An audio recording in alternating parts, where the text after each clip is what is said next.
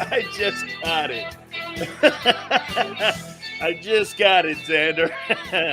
Happy Election Day. Big Sil's National Football Show. And are we going to go on a ride today? Oh, yeah. Please, I implore you to get out and vote. Ask yourself this one question before you go and pull the lever. Are you better off than you were 2 years ago? There. We move on. We'll find out what America's answer and what folks in the Philadelphia area think tonight or over the next couple days here.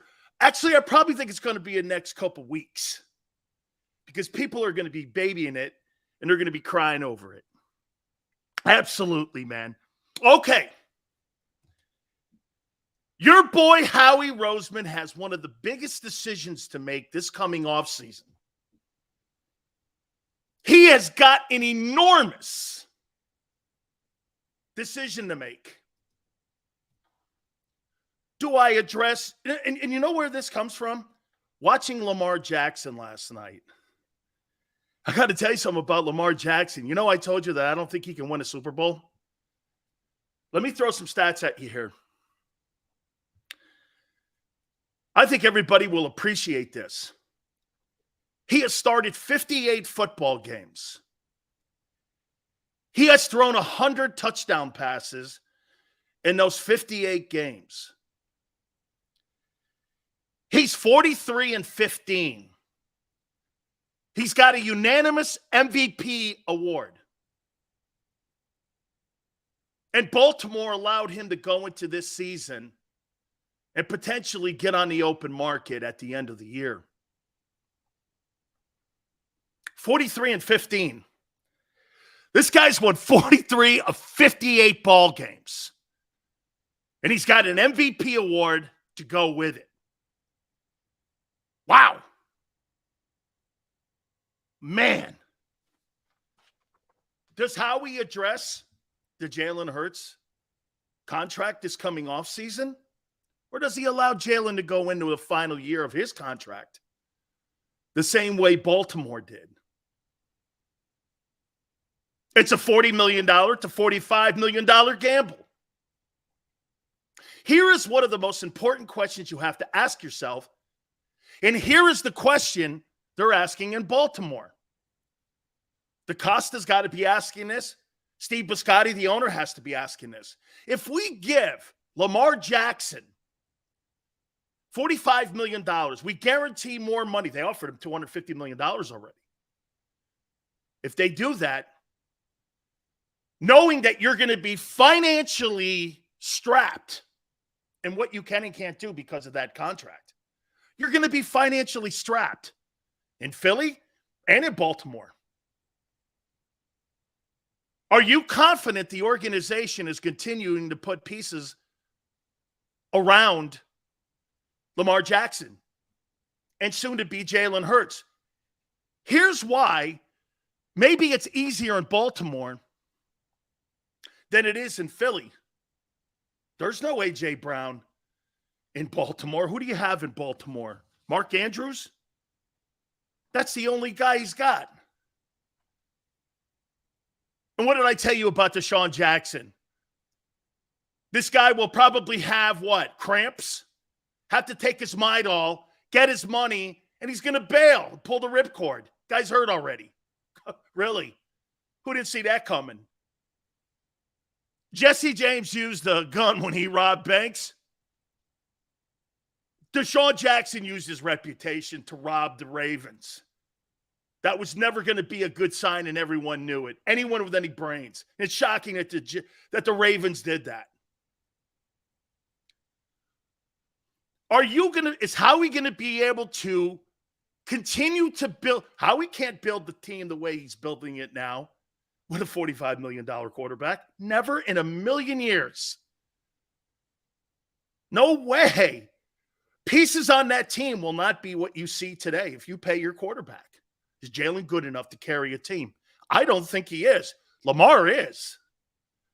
Lamar's got Mark Jackson. Or excuse me, he's got Mark Edwards. That's it. They're There's not a receiver on that team that's worth a shit. There's nobody on that team. He was spectacular last night. He was spectacular. You got to ask yourself. I mean, like I said, he's got Mark Andrews. That's it. There's no great O-line. There's no great wideouts. That team is not put together very well right now. And they're winning ball games. Can Jalen do that? He ain't no Lamar Jackson. 100 TDs in 58 ball games. That's a huge decision now that you have to put out there. You're able to put a great O-line together. You're not going to be able to keep that O-line intact. Absolutely not. With a $50 million quarterback, $45 million quarterback, you're not. You're not. You will not keep that team, as you see today, intact. That team will not be the same in 2 years if you pay your guy. By the way, I'm not suggesting they shouldn't. I'm asking you, do you think they could continue to build the team around a $45 million quarterback when we're watching it go on in Kansas City? You got dudes in Kansas City, but you have Kelsey.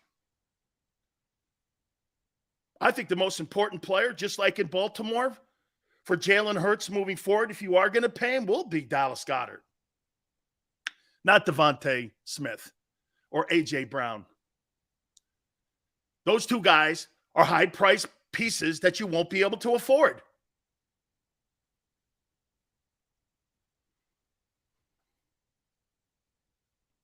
Do you feel comfortable that Jalen can carry a football team without A.J. Brown and Devonta Smith? And the best O-line, you're not going to be able to afford them. Guys like Mahomes, guys like Allen, I saw the news today. UCL, they're going in and taking a look at his elbow. Not good news for Buffalo. Let's see how that plays out the rest of the week. It's like a pitcher's injury.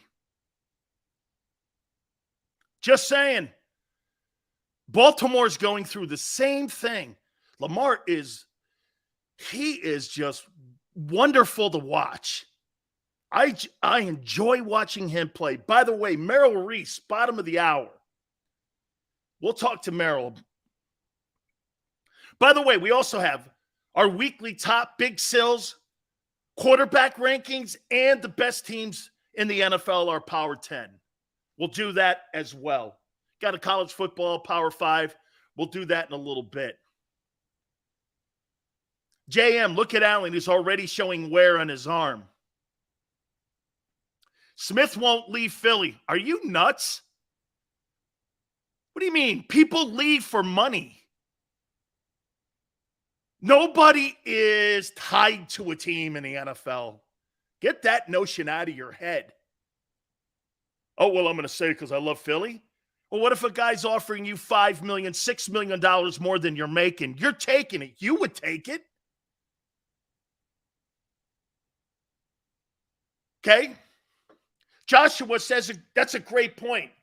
I think the Eagles would still make the playoffs if Jalen wasn't the quarterback.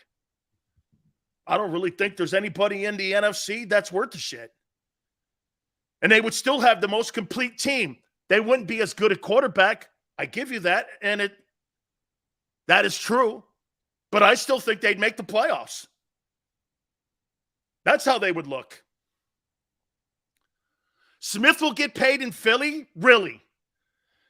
Every time some idiot says that, it's so simple.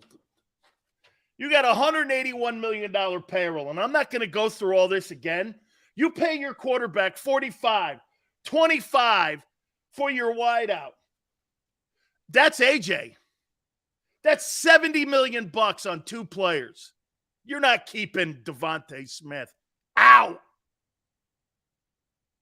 Your tight end is a $12 million guy. That's $82 million, not even getting to the O-line.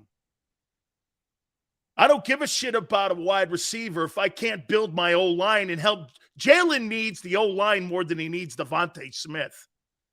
Get that out of your head. Again, this question goes back. Do you feel comfortable that Howie could continue to build a team around a guy that you're not sure can carry a team if they don't have all those pieces on the roster? Are you sure of that? Are you sure? I'm not. I'm not. Okay? Now, by the way, this is a decision that Howie's got to address. Hey, here's something else. By the way, we're having terrible weather where I'm at right now, so my internet may be going in and out a little bit. Be patient with us, please. We really appreciate it. If it gets too, we'll take a time out here in a minute. But if you don't answer this, okay, if you don't answer this offseason, what does that message send? Are you just going to let Jalen go into another year making $1.4 million? I don't know, man. That doesn't sound like something that is good and would make for a good relationship. To sit here and go like this to Hurts. Hey, let's go another year, Jalen, on you making shit money. Zach Pascal. This is really more on, not Jalen. This is more on Jeffrey Lurie and what Howie wants to do. What does Howie do? Does he address it? Or does he do this? Let's wait a year and let him play out his contract. I thought that they would address this in the offseason, but they won't be able to continue to build the football team if Jalen starts to get his money. Now, again, it will be an escalator, and it will be an extension onto his current deal. Hen says this, I know we need to look at the future, but we still have a season to play out. Hen, nobody's saying that that's not the case. So are you saying then you're still not sold? I got to think that the Philadelphia Eagles are sold right now, that their quarterback's the guy. Here, I'll even put this out there. Do you think that Howie's going to use one or two of those picks next April on a quarterback in the first round? I don't. I am now convinced they're not, unless something dramatically happens. I do not believe that that's going to happen. Build your lines, DBs, and keep a couple weapons around. JM, that's. Hey, you know what, JM? What I love about you, me and you bump heads. But you're right. Okay? Goddard's the key. It's not AJ. Because look what the key is in Kansas City. It's Kelsey. Look what the key is. It's becoming evident. I'm not saying AJ's not a great player. He is. It's starting to become a factor, though, that the key component in the passing game. Hey, can I say this to you? Dallas Goedert, to me, has been more impressive than A.J. Brown. And that's not a slant or any shade on A.J. I think A.J. on jump footballs is exactly what has been advertised. Would you agree? Watch this. You're more impressed. Have you not been more impressed with this 8-game start with Goddard than you have been with A.J. Brown? Dude, there's something every single time that Dallas Goedert gets the football. I think he's going to score or run somebody over. Devin, cap is going to go up. It goes up 25% annually. Okay, so you can factor that in between 21 and 25%. The COVID year kind of set the cap back. But traditionally, it's between 18 and 23. Highest it's ever gone, I think, is 25%. So you factor that in when you're a capologist like Howie. Dallas Goedert's having a spectacular season. I would put this to you. I saw somebody say something that Sileo's comparing Dallas Goedert to Gronkowski. No, I said style of play, not resumes. Style of play. He can block. He can catch. He is great after the catch. All the things that Gronk did. And he's a red zone nightmare.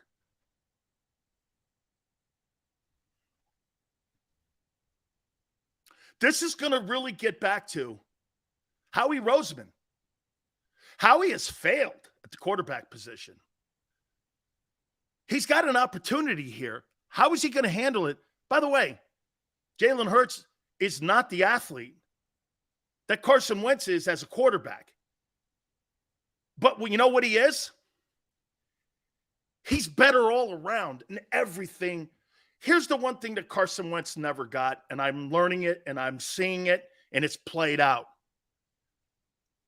Jalen Hurts inspires people.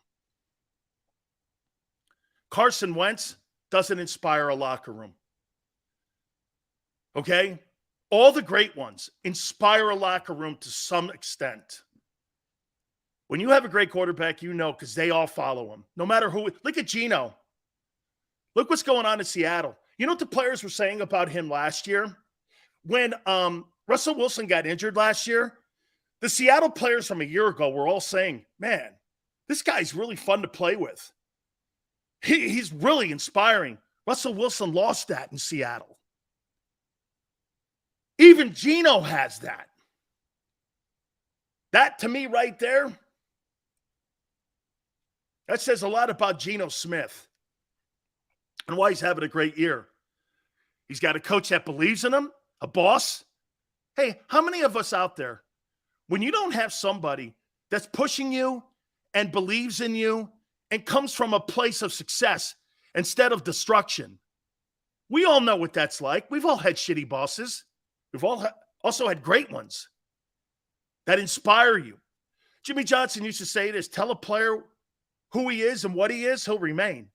Tell a player what he can be, he'll become. Inspire them. Turn C students into A students. That's the mark of a great coach or a great leader. Let me take those C. The world is filled with C students. It's filled with them. The very special A students. And people that know how to motivate people can make those C students get the most maximum out of them. Completely. There is no doubt there's a big decision to make. Philadelphia Eagles won't keep that team intact. They will never keep that team intact with a $45 million quarterback. By the way, here's something else to think of.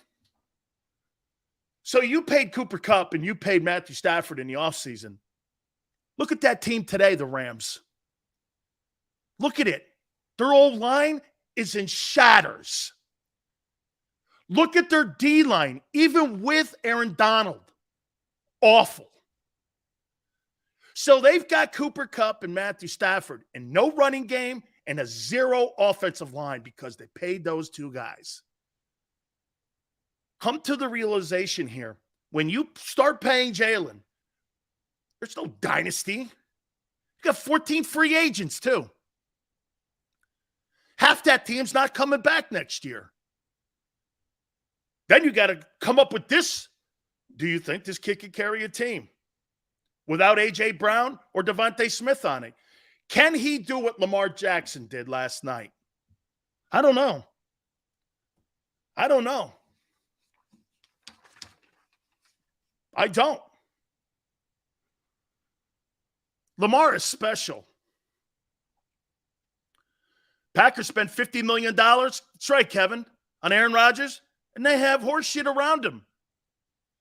And you got a quarterback who doesn't see that Aaron Jones is actually where that offense needs to go through, not him any longer. If you're not going to throw the ball any longer to people that are successful wide receivers and you got Aaron Jones, why not run the ball? But Aaron Rodgers' ego is too big.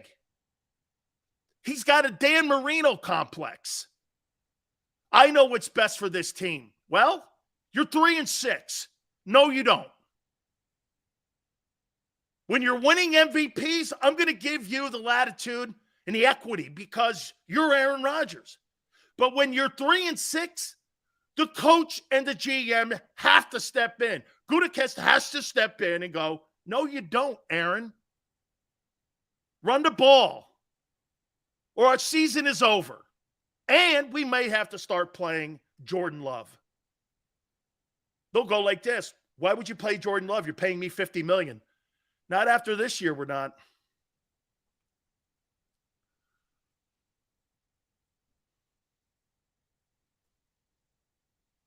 What do you do? I'll ask the question to you. Again, this comes from me watching Lamar Jackson last. He has nothing on that offense. He has absolutely nothing on that offense. Nothing. Except Mark Andrews. Jalen's got a treasure chest of good players. He doesn't even have a back that's in the room with Miles Sanders. If you put Jalen Hurts on that Ravens team, he would suck. And you'd be paying him $50 million. Lamar's carrying that team on his back. 100 touchdowns and 58 starts. 43-15 with no one on the team. I started looking at the wideouts. I couldn't name them. I don't know who they were. I have no idea who he is. Some of these guys. They're so bad at wideout, they got a retread wide receiver in Deshaun Jackson out of mothballs to try to play. And of course, like I said, he robbed the bank known as Baltimore Ravens Union. Would never assign that guy. He was looking to steal some money.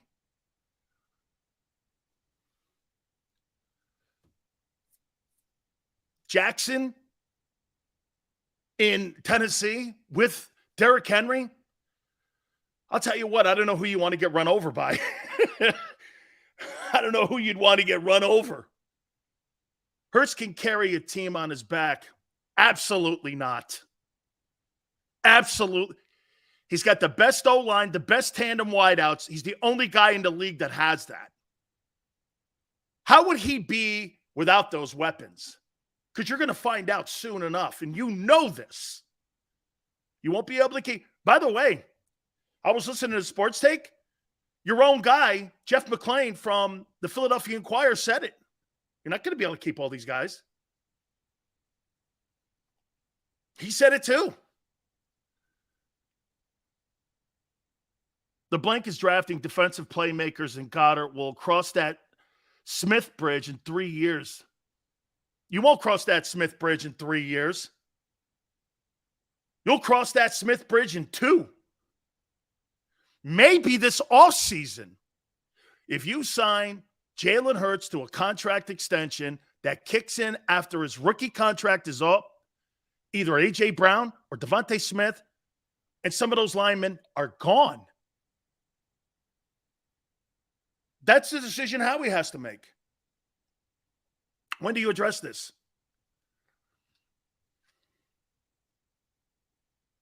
When do you address this? Do you really let him play into another year on that rookie shitty deal? What if Jalen Hurts wins the Super Bowl? What if Jalen gets to the NFC Championship game? What if he wins like a playoff game? They win a ton of games. He gets that $4K. Are you just going to let him walk into another year where you've seen guys like Baker Mayfield get an $18 million? Now, I get he's a second rounder. There's different rules than from a first rounder. I get it. But you have people picking up shitty extensions for the worst. Baker Mayfield's terrible. He got an $18 million 50-year extension. Extend Hardgrave, frees up money. Well, there's another $15 million. You got 3 DBs you're going to pay $15 million to. Now you're going to pay another $15? He's making $12.9 now. Market value for a top-flight DT like Javon Hardgrave is $17.3. You're going to pay $17.3 for Javon Hardgrave. Really? When you got 2 DBs that you got to still sign this coming offseason, then you got to address the Jalen Hurts deal. Boy, there's a lot of decision-making.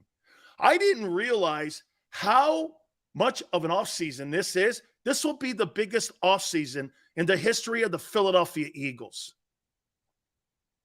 And what they do.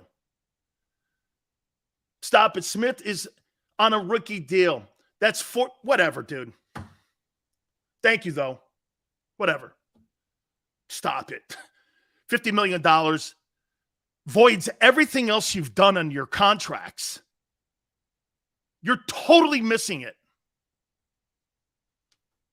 This is going to be the biggest offseason in Eagle history. What do you do with Hurts? And who do you erase on that roster? I agree. Fletcher Cox is finished. Shouldn't have been on the team anyway, but that's okay. It's a victory parade lap in his final season as an Eagle. So be it. And if Fletcher wants to come back for $5 million, $3 million, I'd be more than willing to have him back. But nowhere above that. Because I'm going to tell him I need money for Hurts and other pieces on this team. You got to rob Peter to pay Paul sometimes. Your 2 tackles make $30 million of your salary cap. And you got a ton of... Hey, and Nakobe Dean, I'm not putting him in the equation yet. As far as I'm concerned, he's a non-factor. So before you start talking about Kaiser White walking or TJ Edwards walking, and you're saying you're going to plug Nakobe Dean in, I'm not so sure of that yet. Dean can't even get on the field, even in blowouts. And you've dominated just about every single team, and he never plays. What is the owner going to say here? Who goes? A.J. Brown? Devonta, I agree with you. One thing, hey, Flex, I agree with you here. Only thing saving Devonta Smith is the fact he is on a rookie deal. And by the way, if he never has 1,000 yards, you're hoping he doesn't, so you can keep him. Because then you can negotiate that against him. Hey, you're going to have to play some hardball with somebody. This ain't all roses, dude. Is that by design? He gets no catches and sometimes 2, and then sometimes 8. Is that by design? Let's go sign Jonathan Abrams. Raiders just cut him. Probably trying to get out of a contract. AJ isn't going anywhere. You will if you sign that guy to a $45 million contract. Or, okay, you want to keep AJ? Mulata's gone. Dickerson's gone. One of those DBs will be gone. Okay, not a problem. But just like Jeff McClain said today on Sports Take, you ain't keeping them all. Again, this is really more of a conversation. It's not about really Jalen. It's more about the general manager. Dude, he has compiled a one-year contract. Howie Roseman has compiled a one-year roster. It's a one-year roster. What pieces you're hoping are the future? You're hoping Jalen can carry a team. AJ's a star. Goddard's a great player. And then guess what? The rest of them, Andre Dillard, free agent. Kelsey's gone. Your 2 DTs are gone. Your 2 linebackers could be gone. Your 2 DBs could be gone.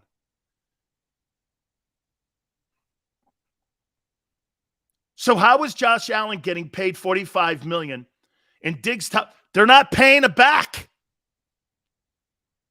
And they don't have a number 2. He carries the Bills. That's how. He doesn't have a Jason Kelsey. He's got a Stephon Diggs. The same way Mahomes does. Mahomes has no number 2 and no running game and a suspect line on the right side. That's how. Philadelphia has the best of everything, except the quarterback's pay. It's the only reason. Again, I was thinking of this last night when I was watching Lamar Jackson. By the way, Mel Reese, 3:30. He's going to join us right around here in this time. I can't wait to talk to him. Love talking to our friend. And, hey, and by the way, the guys you're paying on defense, I'll get to it in a minute. Pro Football Focus says the Eagles are the worst tackling team in the league. You're lucky your secondary's playing the way it is. That's a testament to your front seven. Your front seven's the worst tackling team in the league. I don't know. You're 8-0. Get it. Thank God you played not very good football teams. Or good quarterbacks, I should say. Worst tackling team in the league. I'm going to ask Merrill that question. Sills is a cat expert now. No. But I know how the game works. That's why, guys, this is why you see a lot of mediocre football being played in the league right now, because you know what? Howie has taken full advantage of one thing. What is that? Jalen Hurts is making $1.4 million a year. All the rest of these teams can't keep O-linemen intact. They can't keep wide receivers intact. They can't keep any of that. He's got a really huge decision to make at the end of, do you wait until the next year? Do you go into the offseason? Do you address it?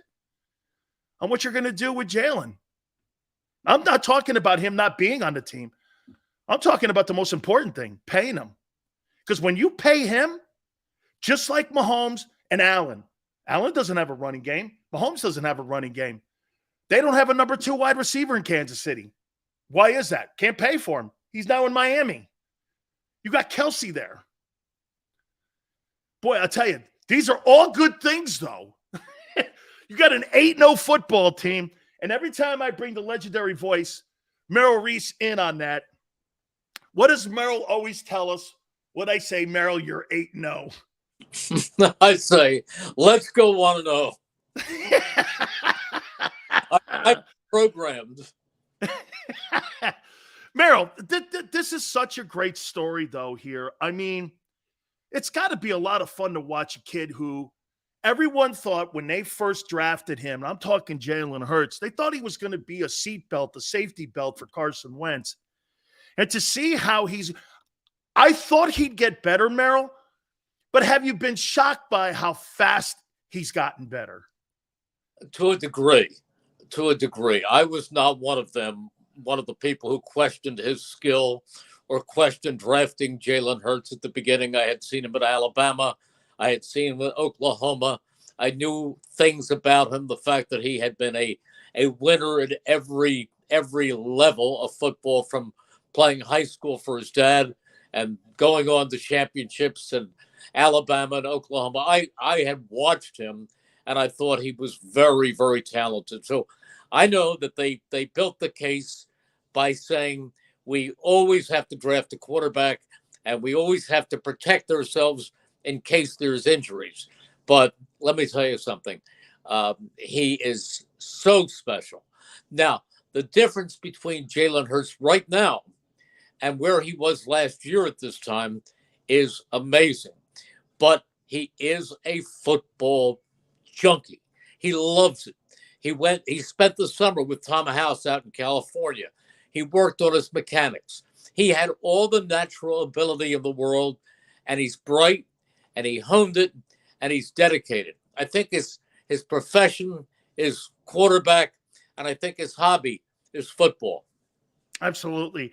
Merrill, Pro Football Focus put this out there that the Eagles are the worst tackling football team in the league.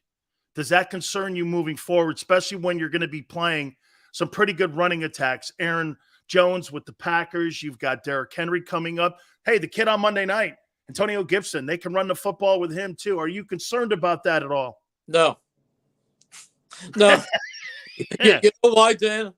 Because the Eagles have now gone 17 straight weeks, seven straight weeks of giving up 17 points or less. Jim Johnson told me that was the magic number, and I would even expand that a little bit because there's more passing now to 20. But if you can keep a team under 20 points, you're going to win 85 or 90% of your games every week, and so it doesn't concern me. I think Nick Sirianni said something on the show the other morning on WIP with Angelo Cataldi, and he said that we have to clean it up. We can't be sloppy. But he said, I think it's a product of being too intense on taking the football away. So this team leads the world with plus 15 in turnover differential. So if you're so intent on stripping the ball, you're going to miss some tackles from time to time because you get away from your fundamentals. So they will address that. This is an awfully good defense. There's no doubt about that. But so to be picky, I'm concerned about tackles, so they'll learn to tackle. They'll work it out. But I'm more concerned about points, and rather than this and that and this and that. Listen, they played Dallas when they had Zeke Elliott and the Tony Pollard. They beat them. They shut down Dalvin Cook, didn't they? T.J. Edwards was all over him in that game. I mean, Dalvin Cook's pretty premier. So am I concerned about it? No. I'm more concerned about my putting right now. Oh, wow. Be honest. Okay, I love it here. All right. How about Jordan? Worrying about every morning. Gee, is their tackling good enough? No. I worry about, did I read the break correctly? I love it here. How about Jordan Mailata? Last 2 weeks has been giving up some pressures and hasn't really looked himself. And actually, you know what, Merrill? I would even go here. Since that injury, I don't know. Maybe, he's trying to overcompensate a little bit, but he's given some pressures up. I heard him on IP myself a couple weeks ago with Rob Ellis, and he was talking on, he was his biggest critic that he's got to play better. Are you concerned about that a little bit? Because, again, this is kind of like a long bye here. Got 11 days to the next game. Yep. And well, I think that's good. I think that's good against Washington. He was coming off a rib injury. I mean, he was coming off a shoulder injury. I mean, he wasn't 100% healthy.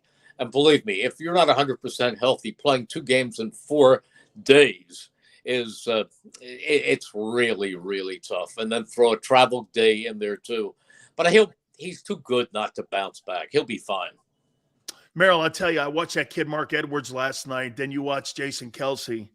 Have you been surprised by the development of Dallas Goedert? Dallas Goedert, he's not Gronk, but I'll tell you what he does. He blocks as good as maybe the best tight end that we're talking the premier ones. His run after he catches it is superior. I mean, he has a nose for the end zone. He's physical as hell. Have you been surprised on how he's developed since he's been given the starting job? Yeah, a little bit because he's that good.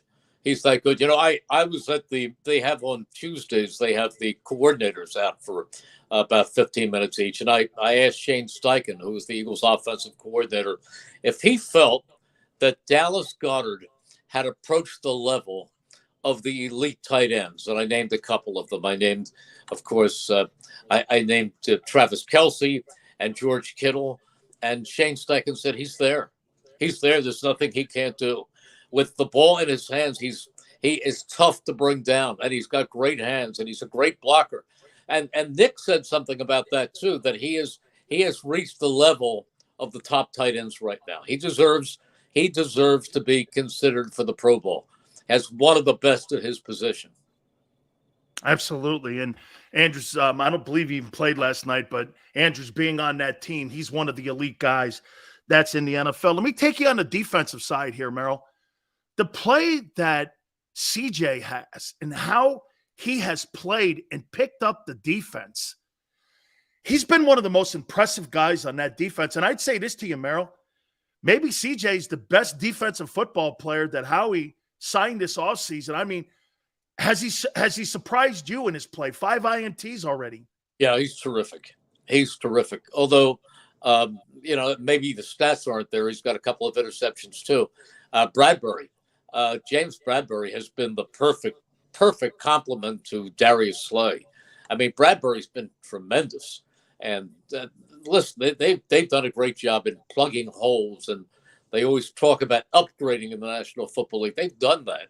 I mean, Kaiser White doesn't have the stats, but he's played very well also. They've just been an upgraded football team. How about when you talk about impressive? How about Hassan Reddick? I mean, there's a guy who's made an impact also. I mean, he's got 5.5 sacks, and he's just a really, really big factor in that defense. So there are a bunch of them. They've done a great job in personnel acquisition. You think we'll see more reps coming up on Monday for Robert Quinn? Because I think they'd like to get him in the rotation. He only played a few reps this last week. Yeah, I think they just needed some time to acclimate him to the system. But I do believe that he'll play more than the 10 reps or the 6 that he had the first week. I think he'll be in that 20 rep category. Merrill, do you know that this is probably going to be a super week for you when you call the Washington team? Do you understand why? Well, because I can say that because they're the Commanders? No, because you don't have to go to that shitbox FedEx Field. Oh, my goodness. But I already went there. We went there earlier in the season. Eagles, this is the second game. You can't take back what's going on. I did sit there. And you know what? It's not the worst, Dan. It's not the worst. You know what's worse? Tell me. Miami. Really? Old Joe Robbie, which is now a Hard Rock. Yeah, it's a hard view. It's for a broadcaster. We're sitting in the corner of the end zone. You're blocked out from part of the field. I mean, when you're there, you're just watching it off the monitor. The broadcast, and it's closed in glass. It's an awful place. Awful. Now, I'm not talking about the stadium if you're a fan. Yeah. But once upon a time, when it was Joe Robbie Stadium, we sat on about the 35-yard. I don't know if anyone cares about this, but we've sat on about the 35 or 40-yard line, middle level, looked down on the field, had a great sight. Now, it's worse than Washington. At least Washington, when they're on your side of the 50, it's fine. It's fun. In fact, the other night we were at NRG Stadium, and we're so far up. The only problem is every now and then you're blocked out from the action because a plane flies by. That's right. The Astrodome's right next to the thing. It's so hot, but you have a good view of the field. You don't. Miami is worse. I'd like to say that Hard Rock Stadium is worse than FedEx. Wow. Merrill, I want to end with this with you. I watched the highlights that the Eagles put with WIP. Your spotter, Mike Quick, yourself, watching you guys work together there like that, how long has that crew been together? Because I'll tell you what, you're spectacular on the call, but you can't be a spectacular play-by-play guy if you don't have a great team around you. And boy, it just looks like you have a spectacular team around you. How long have you guys been together doing that? Well, Billy Werndell, who has been my spotter for of the 46 years that I've done it, has been my spotter for probably 38 of them. Wow. He had left and done some television for a while and moved out to San Diego. You must know Billy. They called him Philly Billy out. Oh, yeah, absolutely. I forgot he was on 1090. Yeah. So Billy's back here. So Billy has been back as my spotter for the last 5 years. But overall, he's probably done 38 of my 46 years. And Mike and I have worked together now. Mike is in his 25th season as the color analyst. And it seems hard to believe that he's been done playing for 25 years because he was a 5-time All-Pro wide receiver. And my producer, Joe McPeak, who ties the whole thing together, he's been around with me for about 35 years. And my statistician, Terry Small, has been there for a good 25 years. So we're what you would call a seasoned crew. What a great crew. I watched that highlight reel that they put together every week, and it's really fun to watch and really fun to see a great play-by-play team all working together there and how everybody doesn't step on everybody. It's really wonderful, and it's always awesome of you, Merrill, to find time for me. Thank you so much, my friend. Thanks, Dan. Have a great day. You got it. That is the legendary Merrill Reese and voice of the Philadelphia Eagles. Yeah, you got to watch that. Watch that reel that WIP and the Eagles put together. It's really awesome and how they've had this team together like that and how they present it to the fans. No wonder everybody's in love with Merrill Reese. All right, hit the like button. When we come back, don't forget, Big Sil's NFL Power 10. The top quarterbacks heading into Week 10 of the National Football League. Who are they? Hit the like button. Keep it here on the National Football Show. It's a